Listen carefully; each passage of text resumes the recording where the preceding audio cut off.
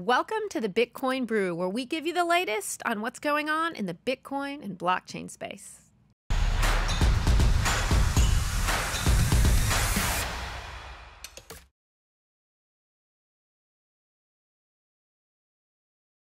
Amy, it's great to be back with you this week. I missed y'all last week. Christine, yes, where have you been? It feels like all over the place. I have been all over the place. I was down at the Houston Bitcoin meetup, and then I flew to Miami for the inaugural Bitcoin Energy Summit, and then that night flew into Austin to testify at the Capitol, which I'll tell you a little bit about later. But I loved seeing you and Becca back on the screen together. Oh my goodness, we had so much fun. It was nice having her back in studio to tell us about her project. It really was. I'm so excited about what she's doing with the writing and Bitcoin Magazine. Great stuff. Well, this has been an interesting week in the Bitcoin blockchain space. Bitcoin trading is accelerating as prices reached 29,100 this week. So it's the highest level in 9 months. And the decentralized exchanges, or the DEXs, have seen daily trading volumes that have increased by 250%, or 25 billion. So I think a lot of anxiety in the space at large with the banks, and so we're seeing a lot more trading happening right now. On the docket this week, we are going to be discussing zero-knowledge proofs. We're going to be talking about Gary Gensler getting grilled by Congress. We're going to talk about the purpose of burning tokens, and we're going to have an inside look into how to testify regarding bills in the Texas Legislature. Let's get started. So I wanted to start today's show with something that caught my attention on a call recently. It's a technology called zero-knowledge proofs. So I did a little digging, and here's what I found out. They've been deployed on ETH, and engineers are figuring out how to get them on the Bitcoin blockchain. In fact, there's quite a competition as to who can deploy first on the Bitcoin blockchain. Interesting. ETH versus Bitcoin. Why does that always seem to be the case? So a zero-knowledge proof is something that it proves something that is true without revealing the true thing that we're proving. Okay. Seems kind of ambiguous, but bear with me. Keeps it anonymous. Yes. Zero-knowledge proof is a way of doing authentication where no passwords are exchanged, and that means no data can be stolen. To be truly zero-knowledge, the proof must achieve both completeness and soundness without the information in question ever being communicated between the prover and the verifier. So this tech enables users to validate transaction history of the Bitcoin blockchain without downloading the entire chain or trusting a third party. ZK is what it's sometimes called. ZK proofs are essentially two parties confirming their identity to each other without disclosing any other information to a third party who may be watching. Okay. So ZeroSync and Starkware are the two companies that are competing to launch on the world's largest and most important blockchain. Bitcoin. Yes, you're correct. Starkware uses what is known as an off-chain prover and an on-chain verifier to approach and unlock mass scalability by allowing off-chain processing of large computations while ensuring their integrity. So right now, traditional finance group ING, they are using this to prove whether a number is within range without revealing the actual number. So think of it like you wouldn't want to reveal your salary or the amount that you have in your bank account. It would simply state yes or no that you meet a certain criteria or threshold. Okay. It sounds a little bit to me the way that cryptography works. So with Bitcoin, they are using SHA-256 cryptographic hash, right? And so you can take anything, even the letter A or the number 1, and hash it, and out will come a 64-character alphanumeric output.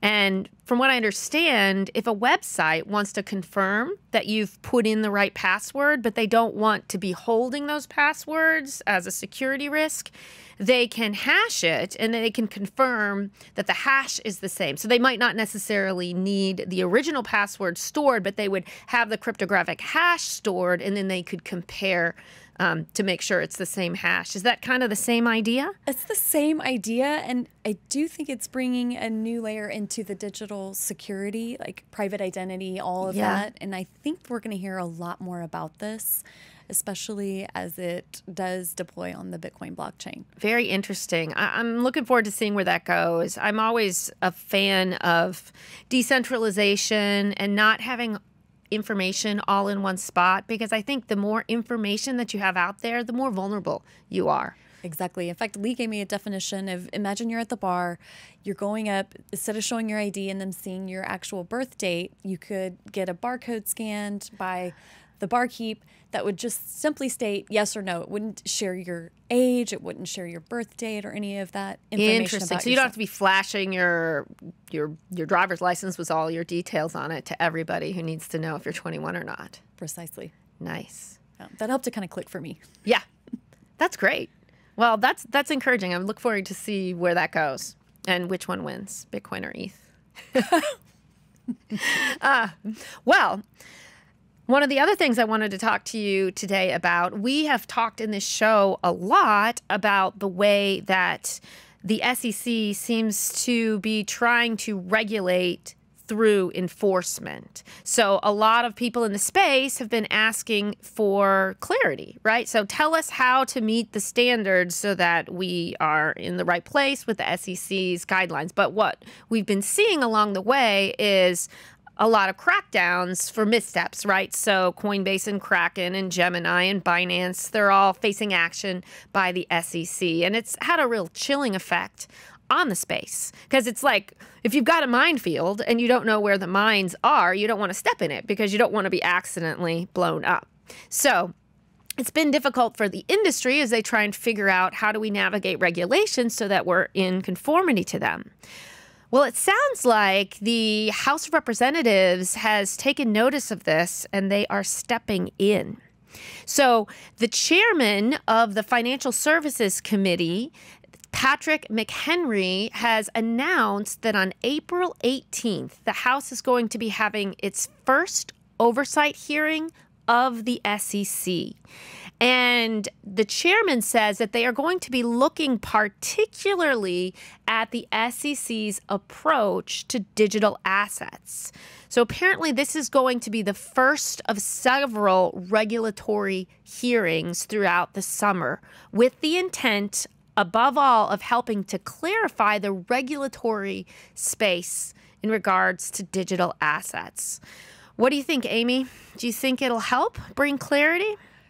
I'm excited that, I don't want to say that the tables have been turned on Gary Gensler, but you're right. I mean, everybody in the space, you never know who's going to be next, what the lawsuit's going to be. So I'm usually a perpetual optimist, so I'm going to hope that, yes, some good regulations, some rules, some guidelines that we can follow will be generated out of this. I would agree.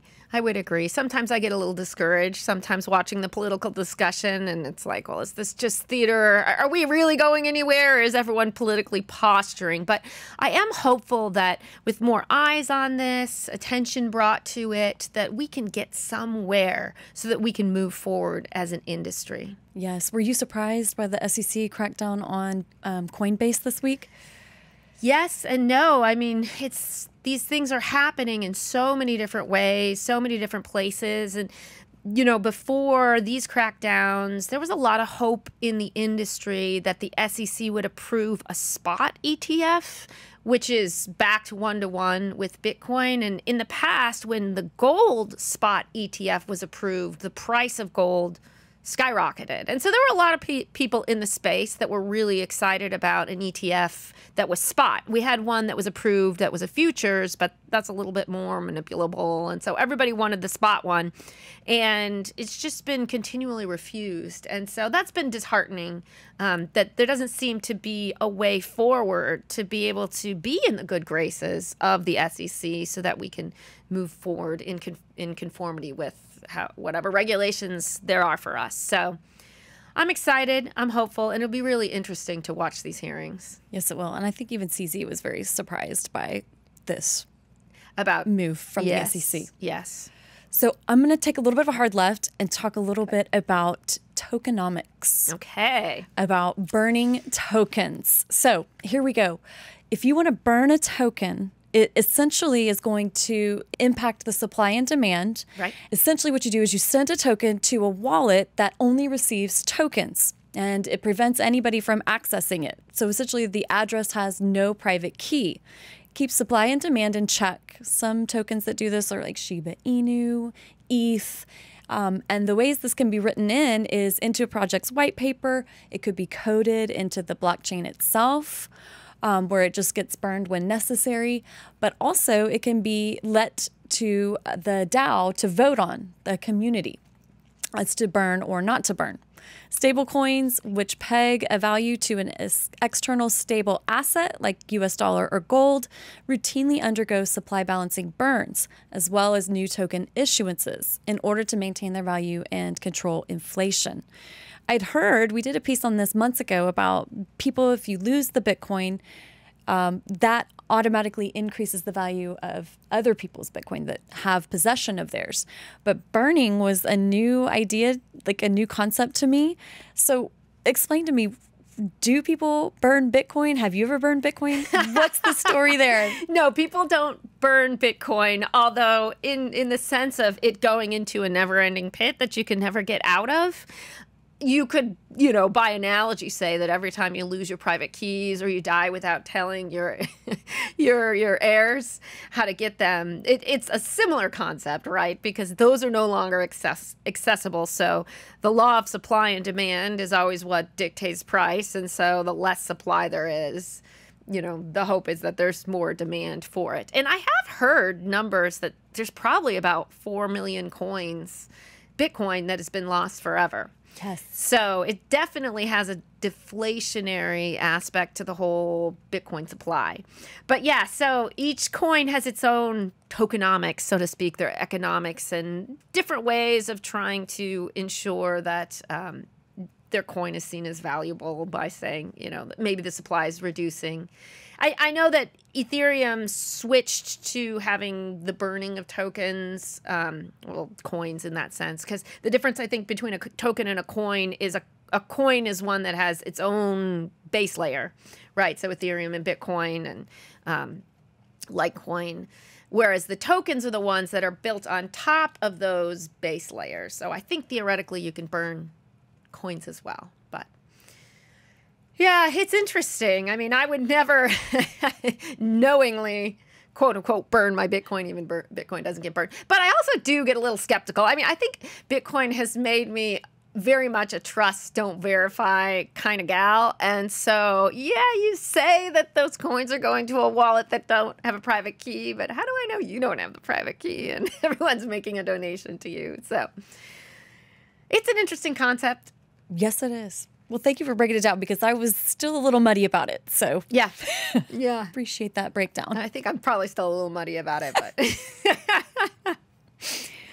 well, closing off, I'd love to tell you about our time at the Capitol this week. It was a very interesting experience. So this week, Lee and I made our way down to Austin for the second time to testify on one of the bills that are affecting our industry. So the Texas Legislature meets only once every 2 years. So this is a very busy season where the committees are deciding whether to bring the proposed bills to the general floor to vote. So they're having these committee meetings and then they're deciding whether or not they survive and make it out of committee or not. So a couple weeks ago, we talked about how our TBC members, Griffin Habe and Brent Whitehead, went down to testify on behalf of House Bill 591 regarding severance tax for flare mining. And it was funny, when they went down, apparently the committee hearing people were like, why are you here? This is a great bill. So that was really encouraging. And then about a week and a half ago, Lee testified on House Bill 1666, our proof of reserves bill. And so this week, Lee and I were joined by two TBC members, Pierre Richard of Riot and Matt Prusik of US Bitcoin Core, now New Hut, or the Hut 8 merger. That's right. To testify on Senate Bill 1751.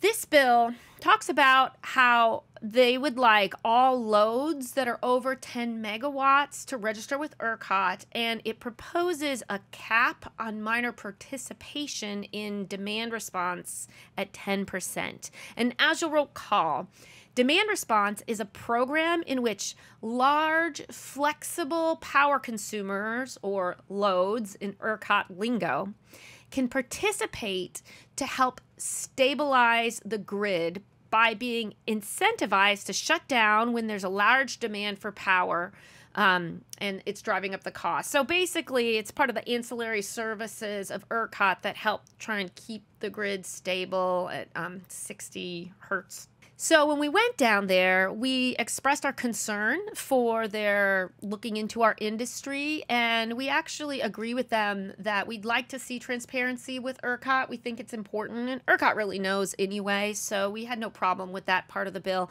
But our position is that we would ask that all large flexible loads be treated equal without a bias toward one or against another.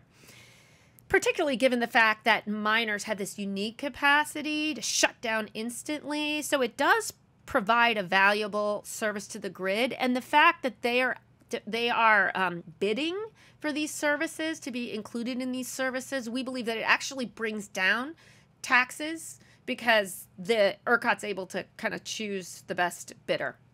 So we spoke about that. We also gave a little clarity to some of the numbers we have, because some of the numbers for the amount of load trying to get on the grid, trying to interconnect with the grid, the actual numbers are about 1/10 of that, because a lot of miners are just applying in several different places, but it doesn't mean they're all trying to come online at the same time.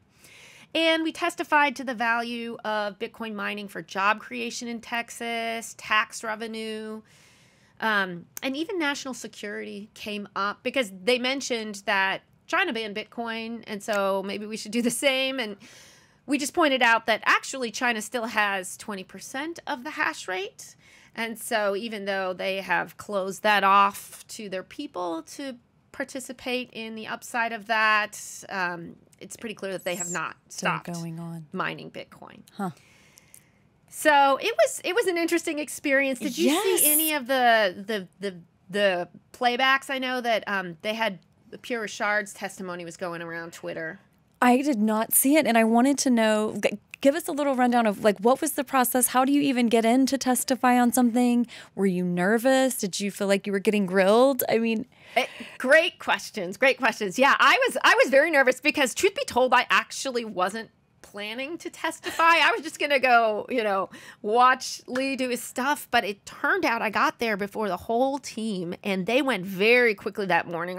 Our bill was the one that was focused on the most. So what you do when you get there, if you want to testify, you go back behind the room, and there's these iPads. And so you have to type in, who you're representing and if you're for, against, or just testifying on the bill, which is what we did. We just testified on the bill.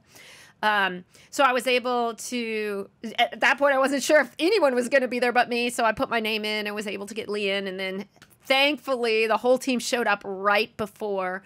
And so the way that it works is you have 2 minutes, and it gives you a little beep when you're halfway through. And one of the things I learned is if you are going to testify, it's good to have the remarks written ahead of time, because then you can present it to them. So my testimony was a little flustered. I was just trying to kind of cover the points that I'd heard them address earlier when they were presenting the bill.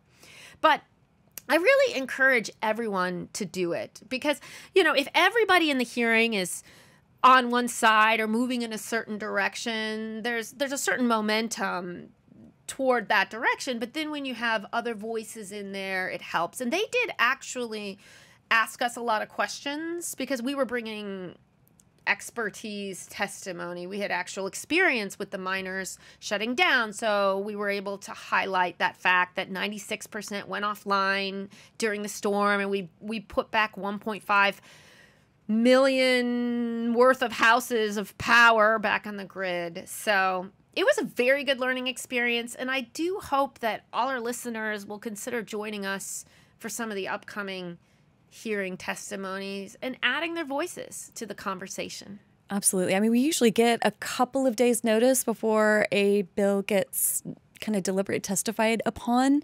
And so especially if you're in Austin and you would like to testify, let us know. We can let you know when that particular bill is getting discussed. And we would really appreciate more voices in the room. In fact, at the SMU Blockchain TBC meetup last night, Lee was really encouraging the students to go because they make a really big impact. The legislators like to hear from the students. So UT, SMU, TCU, anybody, let us know if you want to go down and we can help you with the timing of that. Excellent. Well, and a shout out to Be Not Afraid and Go. I was actually in Miami. I had given a talk the day before, and so we heard at the last minute that we were going to be at the Capitol, and so I was going back and forth because it was kind of expensive. I basically flew in at 1 in the morning.